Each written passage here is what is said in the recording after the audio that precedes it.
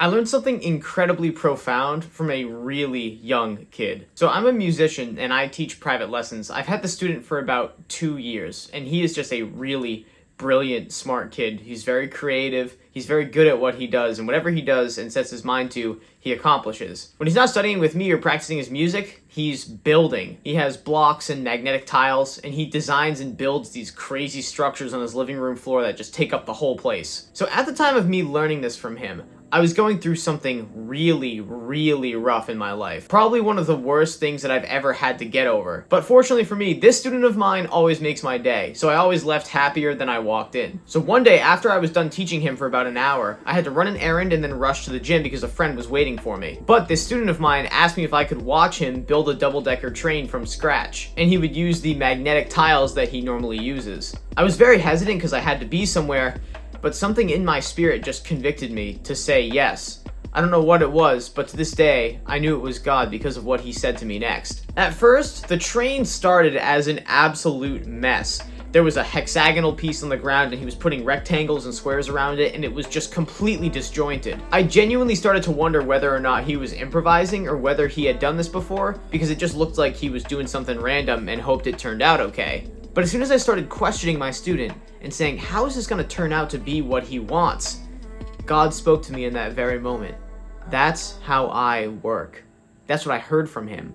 I shook my head and I was surprised that I had heard something that clearly from the Spirit, but I was going through something really difficult, so I guess the constant prayer kind of paid off. Because I stuck around and gave my time to him, God spoke to me through a little 7-year-old kid. After he had laid out all the pieces in this crazy disjointed fashion, he flipped them all up, they stuck together, and he flipped it over one more time, and there was the double-decker train, with the wheels on the bottom, fully functional and everything. The likes of which I'd actually ironically seen before other times I'd been to his house, and yet I still questioned why he was doing it that way. But feeling God speaking to me, feeling that this was some kind of a lesson, I asked my student, why did you build it on its side and then flip it over? Why not just build it the way it's supposed to look off the rip? And he simply answered me, because if I built it straight up, the pieces would topple over. I need to get the pieces in place first before I stand them up. And that is when it hit me. This is exactly how God works a lot of times. We question the process constantly,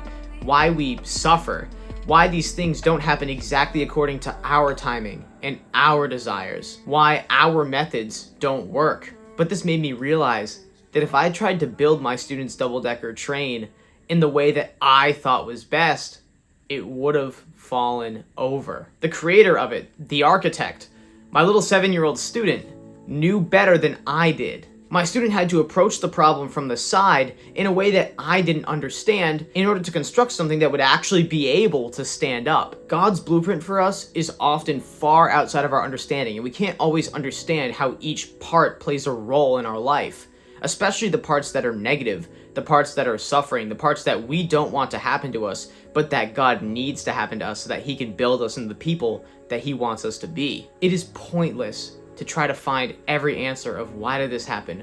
Why did that happen?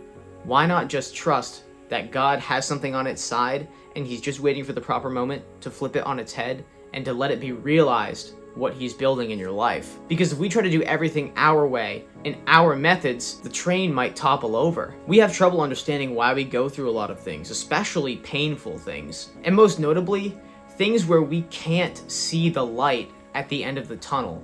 Those are the worst, and unfortunately, at the time of me learning this from him, I was going through one of the toughest times of my entire life, and I couldn't see the light at the end of the tunnel. But remember this, our limited human brains cannot see things from God's perspective. We can always see the pieces. I mean, I could see my students setting everything up, putting the pieces on the floor, and I knew what it was going to become, but I still questioned it. Why not see the pieces that God has laid out, the things that are happening to you while you're following him and being devoted to him, and say, okay, well, whatever is happening to me and around me while I'm on this path is meant to cleanse things from my life that I don't need.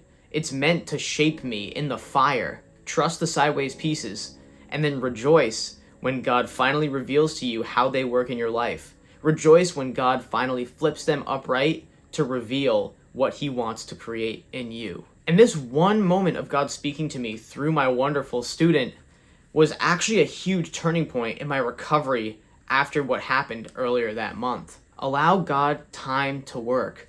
Look at the things that are happening in your life and acknowledge that they're just pieces to the whole and that you have to keep going. Thanks for watching.